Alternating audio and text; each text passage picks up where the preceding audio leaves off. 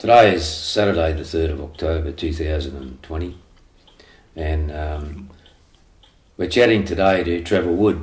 We also have his brother Geoff, who we've covered in a previous interview, but he's been kind enough to join us to just chat about the early days in Midland, growing up, and also days at the Midland Abattoirs. Good morning, Trevor and Geoff. How you going there, Don? Trevor, if we can just start from the very beginning, and if you could tell us where and when you were born. I was born in Midland, Swan Districts Hospital on the 7th of the 5th, 1958. And where were you living? Like, where did Mum and Dad take you home? They had the house in North Street, Midland, number 28. Right. And grew up there. So, what was Dad doing then? Oh, I can't remember really, I was too young. Yeah. But I think he was at the MR at that time. Yeah. Because I remember him coming home and bringing, because he was a cabinet maker, he'd bring home toys made out of wood, like wooden rifles and things. So foreigners. When I was really young there. Yeah, so he must have been working there at the time. Yeah.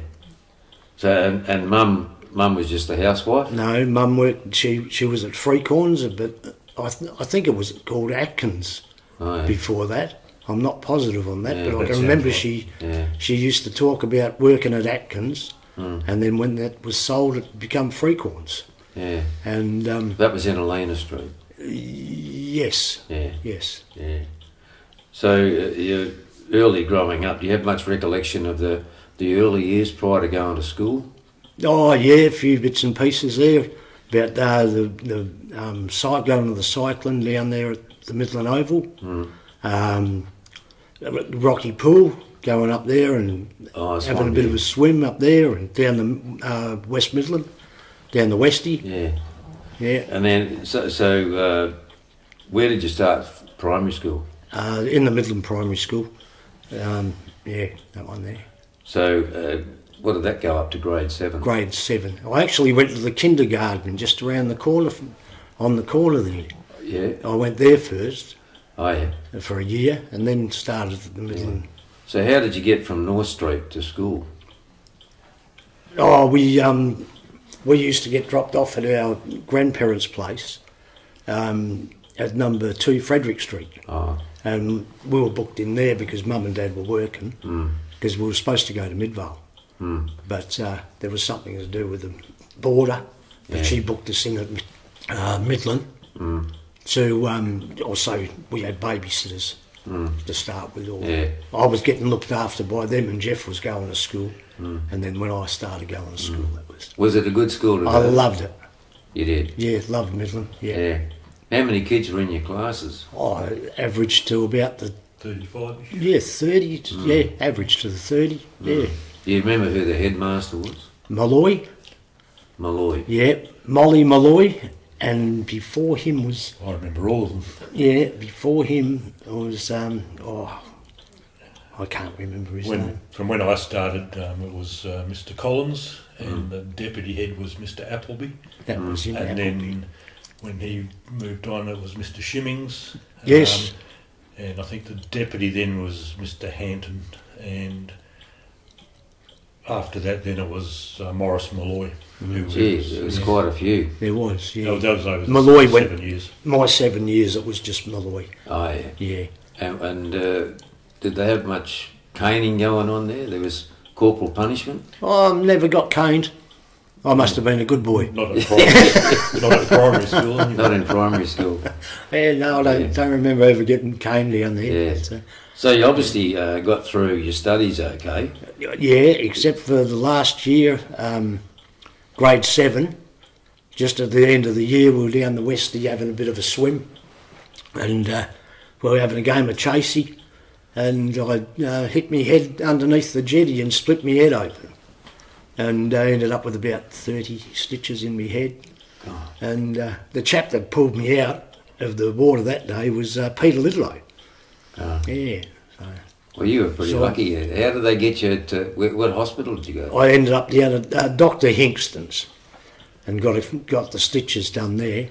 And there was a couple down there with their kids, and I think was the lady drove you to the... Yeah, lady. We didn't know them. Yeah. She just drove him up to Hingston's, and then I got to miss out on my swim because I had to ride my bike back to Freecorns to let Mum know. Dr. Roberts, I think his name was, walked down from up the top. They went and got him. Oh, yeah, he lived right there. Yeah, and he come down and says, "Oh, well, this lady, you know, like he'd be right. I think we just got to sew him up a bit."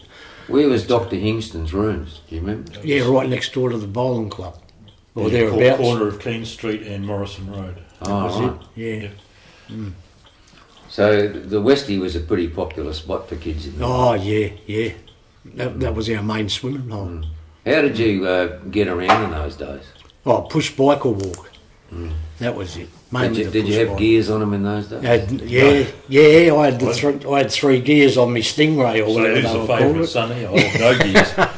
I fixed Blokes wheels. for a while. Yeah, but hold on, I got the new bike because I got a haircut. That's right. True story. Yeah.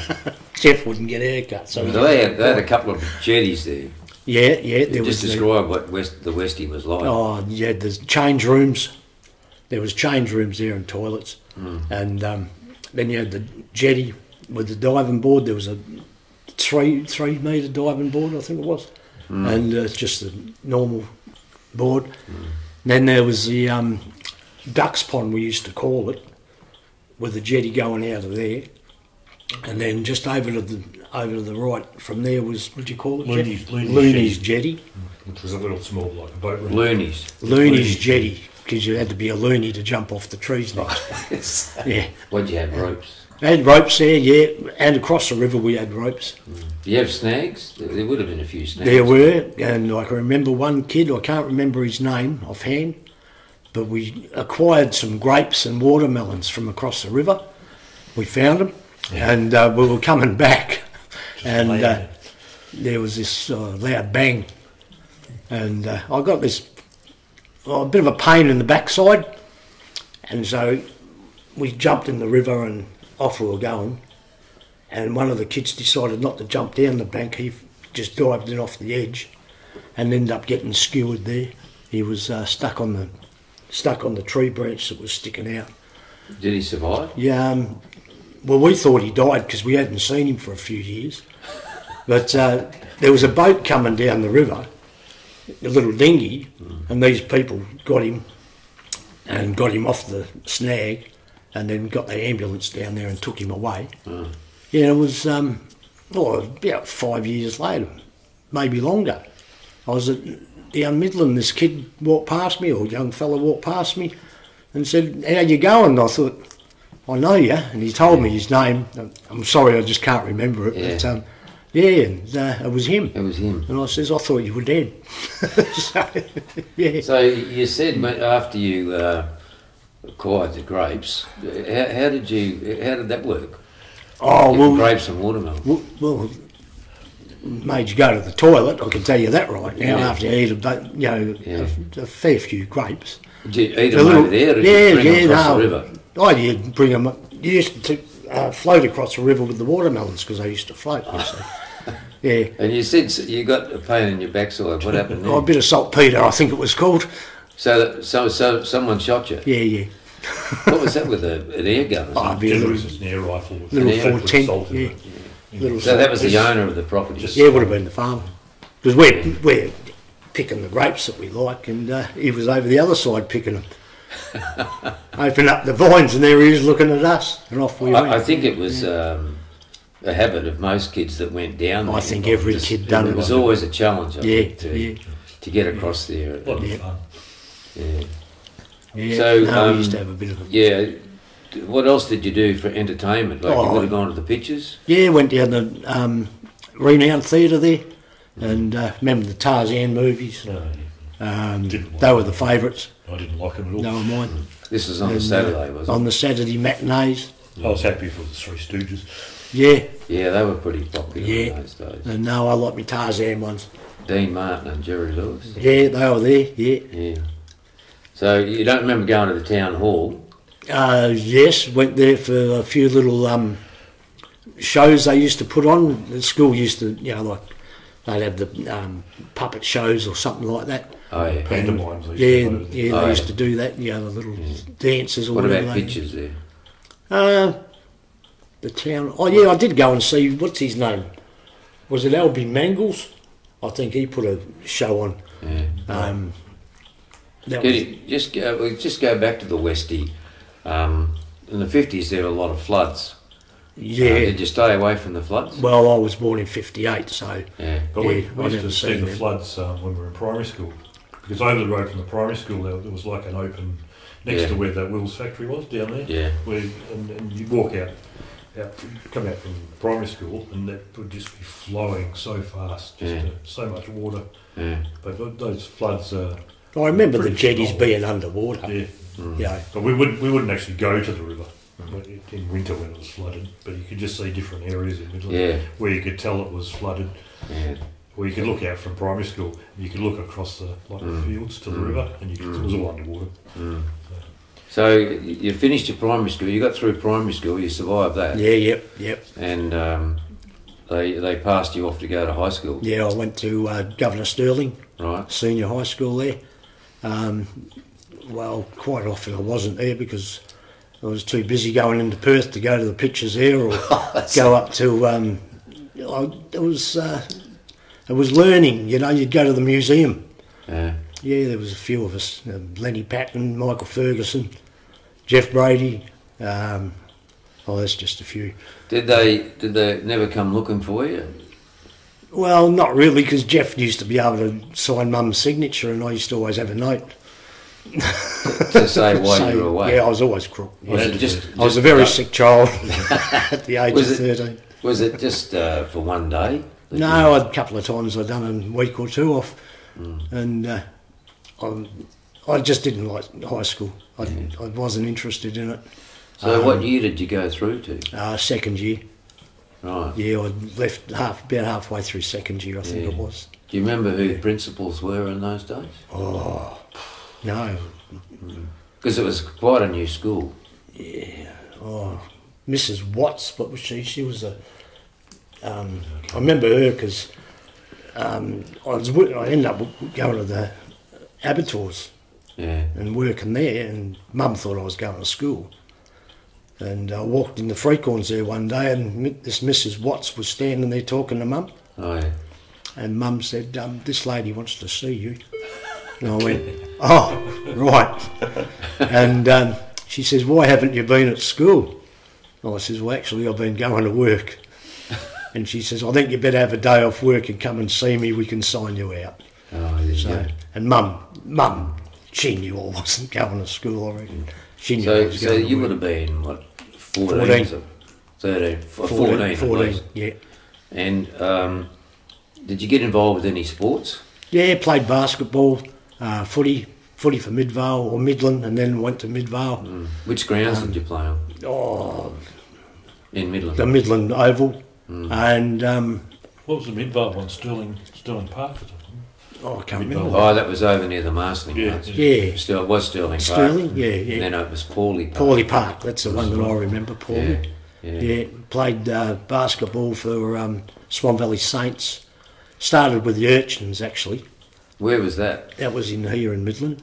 We used to train with Urchins. We used to train at the old Methodist church. There was a basketball court next door to that. And Right. then I went to Saints, and then we just ended up going out to Swan Valley, Where were the games played when you first started basketball? down there in Harper Park. Harper Park, Oh, yeah. down there. You And never then- played at St Bridget's School there? No, that was competition. Church of Christ. Yeah. Church of Christ used to play there. But that was a Catholic school at, Yes. at St Bridget's. There Yeah. was a big basketball competition there. No, I didn't play there, No, right. but played at Perry Lakes. We went down to Perry Lakes on the weekends and played down there. This is when I was about 16, 17. I was with, Greg Green was in there, Ricky Allard, Larry Hodges, Porky Whitehouse, Porky Whitehouse, what was his first Greg name? Whitehouse. Greg Whitehouse. Yeah, Ross Whitehouse's brother. Oh, Yeah, right. yeah. And we ended up winning the grand final. Right. Yeah, we just started off as a mob of misfits and Yeah, good on you. yeah, went through and won Kept the you grand off the final. streets. Oh, yeah, definitely. We used to love it. Yeah. So, what other mischief did you get up to in Midland? Well, down there at the back of Nana's place in Frederick Street, that's where the Blackadder Creek. Yeah. Well, that's where the main storm drain starts for going through the Midland and that.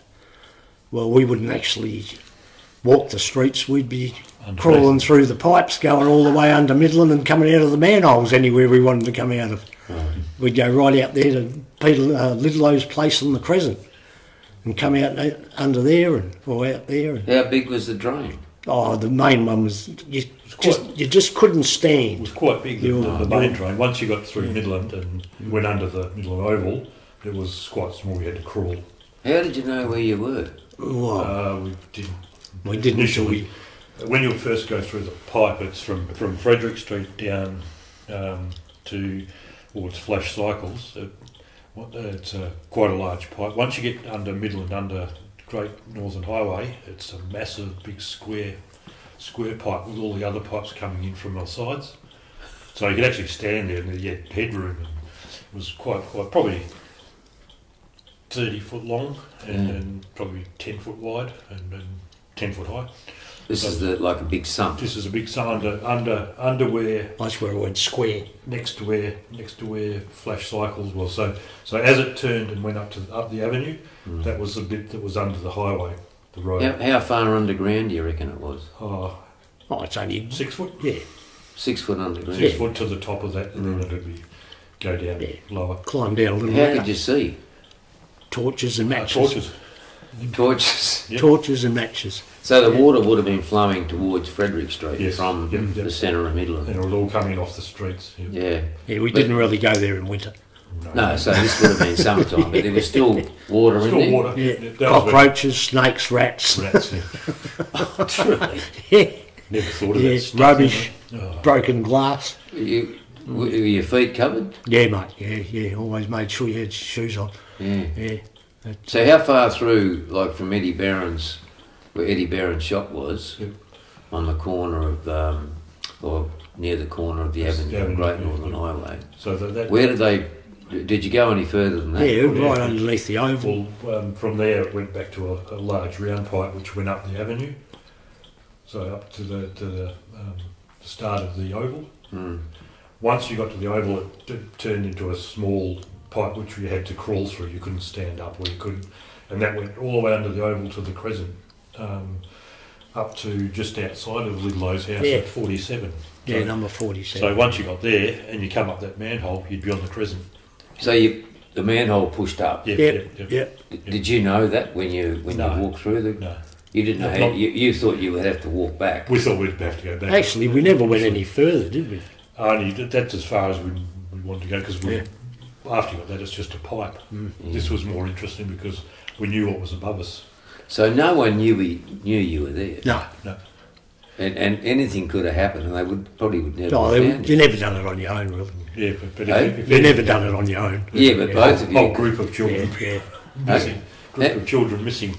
So how many of you? Probably there'd be me and Trevor would go. Peter Lidlow, Rod Byrne. Was he the baseballer? Rod Byrne. Oh, Rodney Byrne from North Street. Yeah, North Street. Yeah. Rod would go. Dougie Miller. Doug Miller and Murray Eaton. Yeah, I remember. So there'd be that group would all be up there. So there'd be a whole bunch of Midland kids missing in a pipe somewhere if anything happened.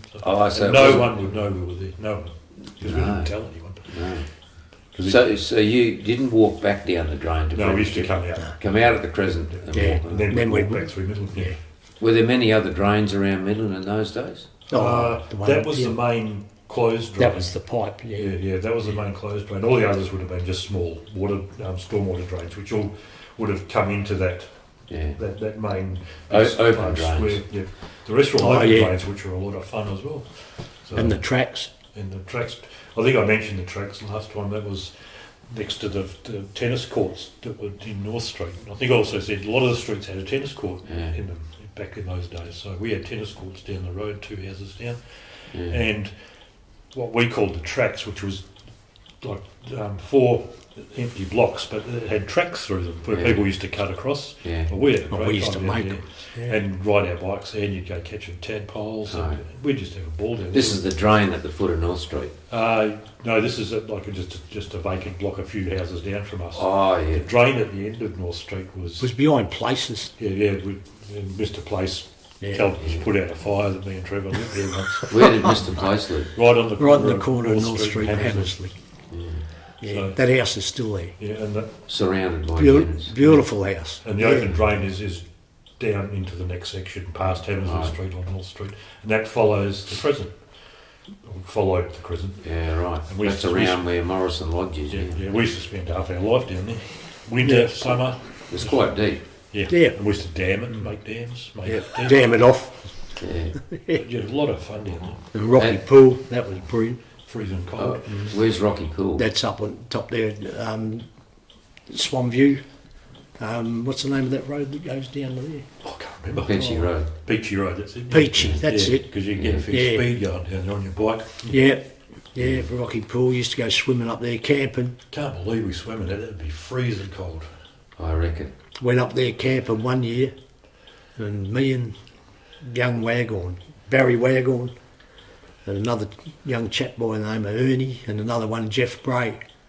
And Not really just bad, made this little campfire, set our tents up, and all of a sudden this chap Ernie, can't remember his last name, he decided he wanted to put more wood on the fire.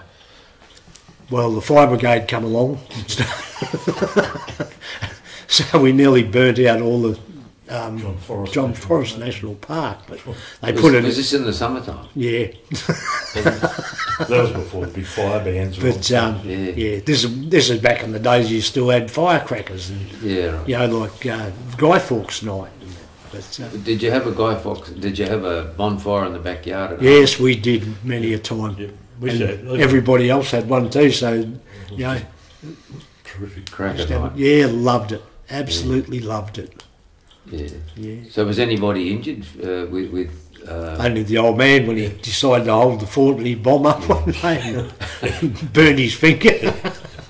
what sort of firecrackers did you have? Oh, the old sky rockets, Penny bombs. penny bombs, halfpenny bombs, throwdowns. Penny bombs were for letterboxes. That's Yeah, right, yeah. Because you could tape them together. Yeah, And Yeah. make a yeah. bunch The of old them. letterbox used to get them. Poor Mrs. Woodcock. Oh, there's one Mrs. Woodcock's name when we took it on holidays. Yeah. So the bonfires were quite big. Oh, Yeah, huge. We'd go, you'd be carting stuff from down the end of the old sleepers we used to Yeah. try and cart all the way home from down the old railway line. Because just about everyone had a quarter acre block, so there was Yeah. Yeah. down the back. If you didn't have a chook yard, you just had a massive area to build a bonfire. So we, Did you have chooks? yeah, Yes, yeah, yes, yes. chooks and ducks and Geese. and stuff. turkeys there once. Yeah. Did Mum and Dad grow their own vegetables? No, No. Mum was at Freecorn, so Mum would just Yeah. shop each. Yeah, each right. evening, she'd do so- day by day shopping there. Every day she'd come So up. can you explain to us the railway line that you referred to? The old railway line. The Mar line. Yeah. Do you remember the train going down there? Or was it- Well, no, I can't remember the train going I down there. vaguely remember the train Yeah. going down there, Mar, but it was The Midland Railway Company, when did that close? Do you know? 1964. Yeah, so we would have only. Well, I would have only been 8. So Yeah. I remember telling everybody to bring a halfpenny down, I put it on the line. put it on the line, and we'll go and get it tomorrow morning or later on when the train's been over and it'll be bigger and it'll be flat. Yeah. And then we'd go, because it's bigger. everybody would go down there and there'd be no halfpennies there because I'd already gone around the shop and spent them all. Around the Spagnola. Spagnolos, yeah. Where were they? On the Morrison Road. Was it between Sayre Street and Hammersley? There was a deli there. Yeah. And there was a Still, butcher, there was a butcher, butcher shop, shop over the road. across the road. Yeah, yeah. That was the brother. Parents. Yeah. Parents? That's it, Parents, Yeah. yes. Yeah. Yes, Mr. Parent. Ben Yeah. Spagnolo and Mario, I can't think of Mario's last name. They were, I think they were brother-in-laws. Yeah. Italians Yeah, owned the yeah. shops, yeah. Yeah, that was the shop. Benji, our, wasn't it? Our go-to shop. Yeah, yeah, Benji we used to call him, The yeah. two railway crossings down there. Yeah, the railway crossing on Sayre Street, I know where it should have been, but I don't remember it ever being there. So, Yeah, Because we were too young A to bit drive, young, yeah. so we never actually had to go across it. So, On Sayers Street. Yeah, where the MR line used to go across, would have had to. Oh, right, eh? Yeah, Urens had a milk depot there. Yeah, I remember the milk depot. Yeah. Yeah, that was between Sampson Parade and the Crescent. Yeah. So you're sort of getting a little bit older, and you said you had a job. Yeah. What was your first job? First job was, on the school holidays, I went over to Peter, I can't think of his last name. There was a panel beater's shop over there by the silo, at the back of the silo. In LG Road, I think it was called. LG Road. And and he was paying me $20 a week, and which wasn't bad, for a 14-year-old kid. And he decided he wanted me to be an apprentice, and I says, "Oh yeah." And he says, "But your wages will drop down to $13.50 a week." And Geoff was coming home from the Abattoirs with about $56 a week. And I thought, well, that doesn't sound right. So only working half a day. I decided, and I said to Geoff, "How do you get a job there?" He says, "You go over in the morning and you stand in line and they come down and pick you." So I went over with Geoff the next day on the Monday and stood in line, and the chap come down. I think it was Teddy Francis, and said, just pointed at me and said, "Come over here," and I stood with these other young fellas, and they took us into the learage and give us a shovel and a wheelbarrow and cleaning out the pens for the sheep. And from there, after about a week, another chap come down. I think it might have been Billy Cordoy, I think it might have been. I needed trimmers on the floor.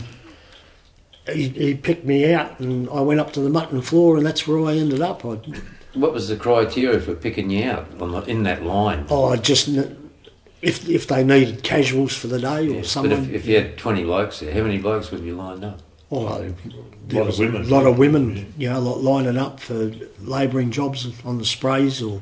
So if they didn't get a job, they just walk home. Yeah, just go home and was that every day? Was that every day? Every day. Process happened. Every day. Once they got to know you, if Trevor got picked and he was good on the floor, then they'd pick him again the next day. So it was just only one day. You had a job for one day. One day at a time. That was a casual. They'd pick you out, but then after about a week, they'd say, "Don't worry about standing in line. You just go and get your clothes." They'd issue a set of clothes with a number, and you'd go to the laundry, pick your clothes up, and just start work at the floor. Do you remember the number of your clothes, your first one? 351. Yeah, I was 467. Sound like prisoners. Yes. Yeah, well, you just go there in the morning and just say your number, and they give you your clean clothes for the day. Yeah, I'm just curious about how they picked you out. If there were 30 people in line, just the way you looked. Luck of the draw, probably. Luck of the draw. Yeah, or if they needed a young bloke, or a lot of the women were like. They needed baggers, carcass baggers, and things like that. Or sprays. Different jobs. Yeah. You wouldn't. The women would never get put out in the yards shoveling. No.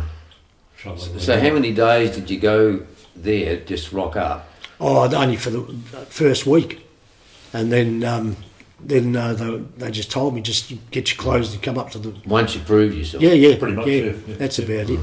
Once they knew you were interested, you were there every morning, and prepared to get in there and have a go. Yeah. So no more shoveling. No, you still had to do that if there wasn't any sheep. You'd get sent down there to shovel the manure around and whatever. But that wasn't a hard job. There'd be 10, 15 of yous. Yeah. And in no time you'd have the whole place cleaned, and they'd say you can knock off now. So did you have a specific job once you got those clothes from the laundry? Yeah. Did you have a specific job? Yes. What did I start doing? I went up there, and Joey Mountain come over to me. What was he? He was the main man, manager of the floor, supervisor, and said, "Here, young'un, here's a set of knives." Didn't show you how to use them or anything. No, Didn't show you how to steal them or make them sharp. Just here's your knives. And then they says, come over here, and there was a little stool, little steel stool. They said, you sit down on there, and as the sheep come past, you trim the bit of meat off the neck.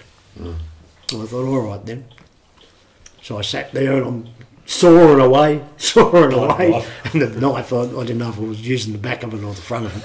And another chap there, Dave Butler, his name was. Yeah.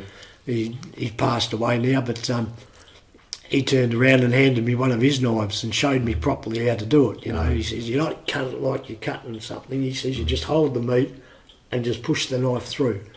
Did you sharpen them yourself? Yes, yeah, he taught me. Dave Butler taught me how to use the steel. Where did you do that? Oh well, you had your steel. The That was part of your equipment. Yeah, steel, and you'd go out to a room out there where the smoko room is, and they had big grinding wheels, water grinding wheels, and you'd shape your knife and get it prepared on that. You got better at it. Oh yeah. And then you had a sharpening stone, oil stone, if you want to call it, but I'd never put oil on mine. I just what did you do with your knife at the end of the day? Oh, you wash them all up and you'd put them in your bag and you'd take them home to start with. Home? Yeah. Take them home because, like you had to show everybody, I'm on the knife. You'd always make sure if you were walking out the door, you had your bag open so you could see them. Yeah, big note in yourself. Yeah.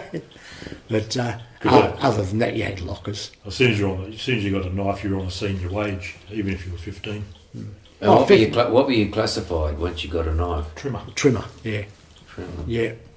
And then after that, once you learned how to use the knife a little bit, you'd be able to get up there and they'd show you how to trim, like any bits and pieces off the carcass. What time would you start in the morning? 7, I think we used to start. 7:30, yeah. And what was the process of getting through the main gate? There would have been all these people lined up looking for casual jobs, I suppose? Oh, there was, but we'd just keep on walking. Yes. We'd go to the change rooms, get changed and go up. Yeah. Was there a sign-on process? No, not really. Each day, no. What you'd have would be the chain setters would be upstairs. You'd walk into the lunchroom up there and they'd see you come in and you'd be allocated a spot. Mainly they do the slaughtermen, but they'd also keep note of who the trimmers were, so they'd know if you were there or not. So we're talking about the sheep. This is the chain. Yep. Can you describe what the chain is? Well, downstairs was the sticking room, or where they'd cut the sheep's throat, whatever, and then they'd be hung upside down, go upstairs by chain. Then they'd do the first leg, back leg, then get swapped over, and they'd do the second leg. Then both legs would be hung up. They'd go round to the flankers, or tailing out and flanking. What's tailing out? Well, tailing out is removing the wool from around the back of the sheep's legs, around the backside, and then they'd be turned around and they'd do the flanks down the sides of the sheep. Then they'd go around to front legs, where they'd get hung. The front legs would get hung up on an A-frame, and the neck down the front and the brisket would be cleared. Then they'd go off there. The trotters would be cut off, necks broken, and necks broken. Then they'd go round to the pelters. I think. Yeah, pelters. What's that? Removing the skin from the forequarters and around the back. Oh, yeah. And so the skin would be removed. Then they'd break the necks, and then they'd go down through a wash. Go down through a wash. Then the backside would be cleaned out, opened up at the front, and what we used to call that pull and tying. Pull and tying, so the which is pulling and testing down and tie a knot. Tie a knot so all the greens wouldn't come out. Yeah. And then they go around and The gutties. the gutties, which is they'd have a set of scissors to cut the brisket, and the intestines would be removed. Then they'd go to take the liver and the heart and lungs and all that out, and then the carcass would go down and be inspected. All the intestines would be inspected. They'd go on the trays, and then they'd go down the heads to be removed, tongues to be taken out. They'd all go down the trough and down a chute downstairs for the get the brains out, and tongues and livers and hearts and all that process. Did they all go down different chutes? Everything went down a chute. None of the other processes were done on the floor. So like the skins would go down a chute. The pluck, which is the liver and the lungs, would go down a separate chute. The gut would go down another chute. Everything had its own, and each chute went to a different room. So because the floors were one level up, and all the processing rooms were downstairs. It just dropped down. Yep. That would have been all stainless steel, I Yes. Oh, yeah.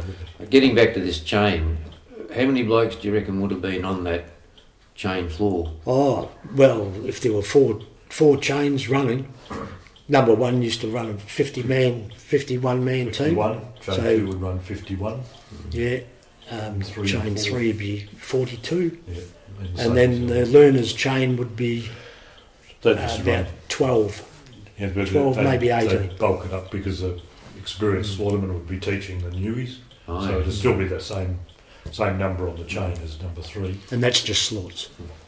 So once you got a knife and you were on the chain, Yep. you were a trimmer. And how long would you remain a trimmer before you progressed to You a had to slaughterman? be 18 to become a slaughterman. Right. Yeah, you had to be 18. I think I was 17. And they just put me on the chain. And so. you just learnt by doing it? Yeah. Learnt by practice? Well, yeah, as you're a trimmer, if there was no hang-offs to be trimmed, instead of just standing around being bored, you'd go up and start learning. Right. You know, like you'd go up there and start learning how to pelt. You'd learn how to, you know, you just... and So all a of a sudden- slaughterman had different tasks Yeah. than a trimmer? Yeah. You end up learning the whole lot of them, so... So was it an official trade? No, It was years ago. Years ago it used to be you didn't get a trade. ticket. But later on, because I think it was a trade when it was solo slaughtering, where, Yes. where the slaughterman would do the whole... The whole lot. Do the whole they'd sheep. do the kill, plus Yeah. they'd eviscerate and they'd take the skin off. That was actually a trade. Yeah, because they do it on the ground, wouldn't they, Yeah, on yeah. the floor. They were called solo slaughtermen, but when we were slaughtermen, it was piecework. So each slaughterman would have a job. Trevor could do all of them. I was only a pelter or a gutty or a flanker. I could do it at either of those, but Trevor could do the whole lot. What was the pay rate difference between a trimmer and a Oh, slaughterman? trimmers, well, Wasn't it? Without naming... all depends. It all depends on when you become a slaughterman, you're on a tally rate. Right. Like You'd get a minimum. There'd be a minimum pay. And yeah, then of if you 70, did wasn't it? 70 bodies. This is on mutton. It would be 70 bodies per slaughterman. But Midland was always set at 77, so you automatically got 7 over tally, which is like overtime every day. Yeah. So they calculate the kill by Yep. the number of people on the chain Yep. Yes. By bodies. So By if body there was of sheep. 51. by 77. Yep. So on chain 1, if there were 51 slaughts on the chain, times that by 77. 77, and that would be the day's kill. And once you've completed that tally, You go home. You go home. you go home. You just walk off, get cleaned up, and go home. Trimmers and those would actually clean the floor, whereas slaughtermen just The slaughterman didn't have to worry about cleaning up. Right. That was left to the trimmers, labourers, whatever. And they would wash the floor Wash down the floors clean down and all everything that sort up of thing. with hot water. Yeah, power hoses. Yeah. nasty, weren't they? Yeah, old blackjack. That was a beauty. But you got kids there, 15, and there's this hose. It was like a fireman's hose. Yeah. It was just impossible to hold. Pressure. You needed Pressure two blokes, one to Yeah, hold the breathe. hose and one on the If you pointed it to the ground, it could lift you off the ground. That was a ripper. No one wanted it. At the end of the day, you start doing other stuff. So Billy Cordo wouldn't say, "Young'un, over here and get this hose." Everyone hiding. Yeah. But you'd grab hold of it because you had fat all over your boots as well. Yeah. As soon as you grabbed hold of it, you'd start sliding backwards. Yeah. It was just phenomenal. So this is just the mutton floor. This is Yeah, just that's a the mutton mutton. floor. Yeah. Did you ever work? What other floors were there? Yeah, there was a pig floor and the beef floor. I worked on both of them, but not to any great extent. You know, like I only laboured on them, to be honest with you. It's just went in there and helped out, and if there was no sheep or our tally was low, they'd pick a few slaughts out to go and help out over there if they had more. Yeah. What about the goats? Yeah, they were all done on the mutton floor. Were they? So all the sheep would be run off. Yeah. The whole floor would have to be cleaned down, and then they'd start bringing the goats up. So you'd have a gap of like half an hour. Yeah. So how many sheep would they have killed a day at peak? Thousands. I thought Yeah. So 51. You'd have to work it out. Yeah, that's 77. And the pig floor. Did you ever work on the pig floor? Yeah. Done a little bit of time on the pig floor on and off. And How many pigs would they have killed a day? 300. I think there was a couple of times I was on there, and that was a late day for them. There was a few times they had 400. So it was less numbers than the mutton floor. Oh yeah. Why was that? Well, different process. Different size bodies. Yeah.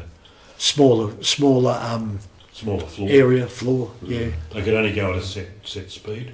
So with the mutton floor, they could run the big chains up to 14 a minute. Whereas the pig floor probably the fastest the pig floor could ever go would be 5 a minute. No, and if they brought the big bores through, which the heads were dragging on the ground, and then they'd have to stop on the chain all the time. Every link wouldn't have a body on it. It'd be every get a third big board, it'd be every third one. So to give them time to trim and all that. Yeah. So it was basically the same process as the mutton. Yes, very very much the same, except for burning the hair off. Whereas what happened there? Pigs you don't pelt. It was like a Bunsen burner, or like a hand burner, and they just you wouldn't sit there for an hour. You'd just run it over, burn the hair, and plus scraping it with a knife. They'd go through a hot water shower, and that'd help as well. Were the goats seasonal? Or pretty much. Yeah, like the lambs. Yes. Yeah. They used to stink, them things. What, the goats? Oh yeah. Especially the big billies. They were shockers. That slowed everything down when the billies came through. Yeah. Because the horns would be massive. And they'd get stuck in the trough.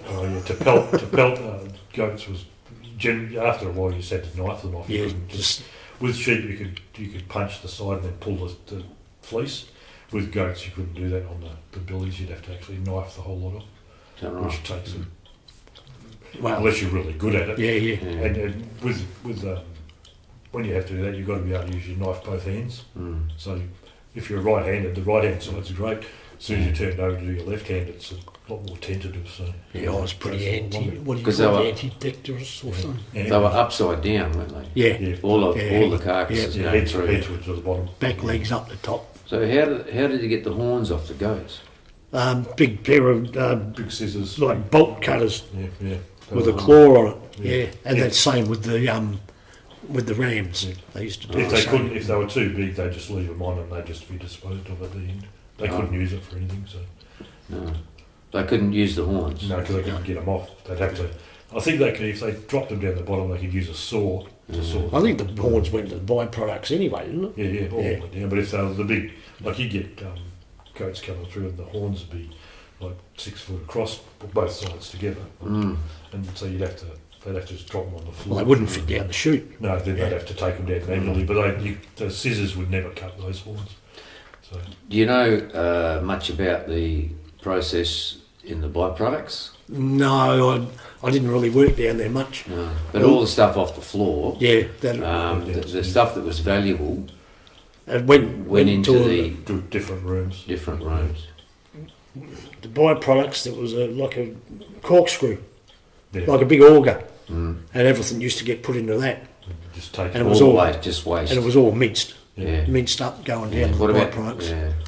And then after that, no, I didn't really Yeah. get too much in No, there. that's right. We've pretty much covered everything. Is there anything else you can think of on the floors that that we could sort of enlighten people about the process at the abattoirs? Oh, not really. It's Well, when Each sink had a steriliser, which was boiling water. Yeah, boiling water with steam, which was injected into it. So Yeah. if you happen to back into it, you can do yourself some nasty injuries. Yeah. you used to walk past one. You go to sterilise your knife, and There'd be some the old clutch in it. Italian fella over there, or the Slav fella. Hey boy, don't no. He'd have some tongues cooking up in it, and a few sweetbreads. He'd So- be cooking some smoko. A long time after we started, initially we used to just have a knife with a wooden handle and then no glove. This is the trims. And of course you'd cut yourself all the time.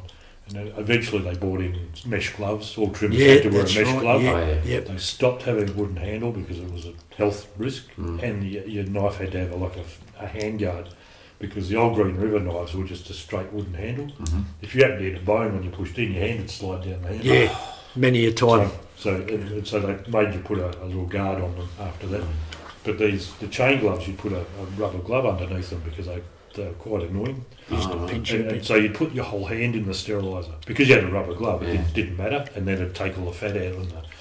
So if you happened to forget to put Yes. the rubber glove on, Yeah. and you weren't thinking, you'd put your hand in the steriliser, Oh. and then because you had a metal glove on, it takes a long time to get them gloves off when it's burning. What about protective gear, like on the floor? Did you have aprons? Just an apron, Apron. yeah. Apron and rubber boots. And what were the aprons made of? Just plastic. Plastic. And it depended on the job that you were doing it. The leaguers never used an apron because they couldn't. Were they disposable or they No, were No, used- no. you just washed them You down. washed them down every You night. washed them down. Yeah. Washed your own down. Yeah. Washed all them down. You'd take them down, you'd hang them up, and They'd be Yeah. ready for the next day. just hang them up out out the back. So in the if room. you did cut yourself, your job on the chain, how did you get around? Well, they had a Getting rover, off the- which was if you need to go to the toilet or anywhere, the rover would come and take over for you if you could find him. If he wasn't out having a smoke, I'd normally go and help or out. if Trevor was there, he'd come and do it. Because as I said, Trevor could do all the jobs. Yeah. But yeah, if you cut yourself, you just the guys with you would either cover for you until they could get someone there. Or Where just would you stop go the if chain. you Or cut they'd stop yourself? the chain. Oh, Guardy. We had a nurse downstairs. I had a nasty cut when I was tailing out. I just went through the knuckle and the tendon. Oh, So my finger was hanging backwards, and then the guys just covered for me. They stopped the chain and then took me down to the nurse because it was a really nasty cut.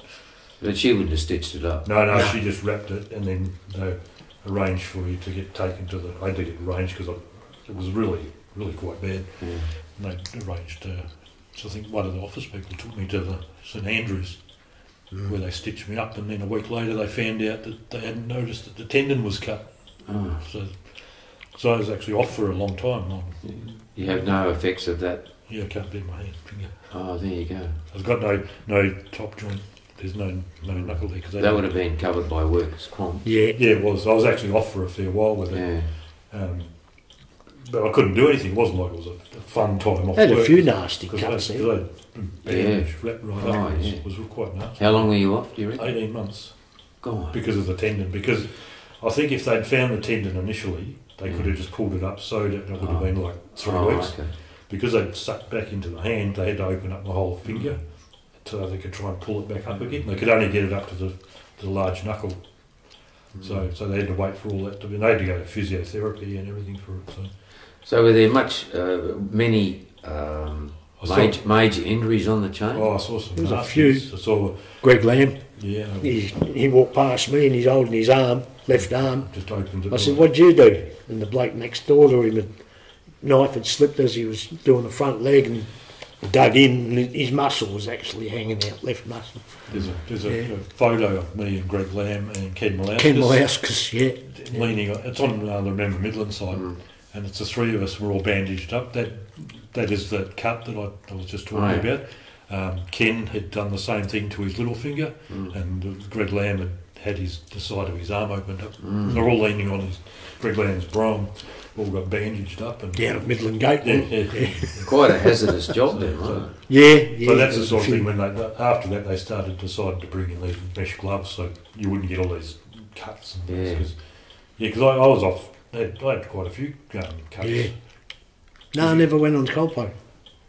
No, that's right, because you used to get a job in the laundry room. Yeah, never ever went on compo. But, never ever really cut myself bad enough. I never had a stitch. That's because you're always in the laundry room. Yeah. Or hiding down there. Yeah. You were one of the favourite sons. Yeah. I think I was. Old Joey Mountain looked after me. He did. God bless him. So when did you get a whisper that the Abs were going to close? Oh, how long before? That was 6 months, maybe longer. Just through rumour, we thought it was. Yeah. We got told that like it was going to close down a little bit and all that sort of thing. A lot of blokes, like they says, go and try and find another job. Oh, yeah. More to the married people than the younger ones. But this is after the last kill, or everybody. The last kill. No, there was a few there that they just said go and find other work, and then so obviously the numbers of the kill were dropping away. Wind down. Yeah, we're going down to one chain. Yeah, so the management obviously knew it was going to wind down. So I think a lot of the kill was transferring over the time to Rob's Jetty. So, okay. So because that was the other government abattoir. Yeah. Yeah. So Geoff, you left. Unlike Trevor, I was sort of very ad hoc at the abattoirs. Once it came to, because I was inclined not to turn up a lot. He's like me at school. After a big night out.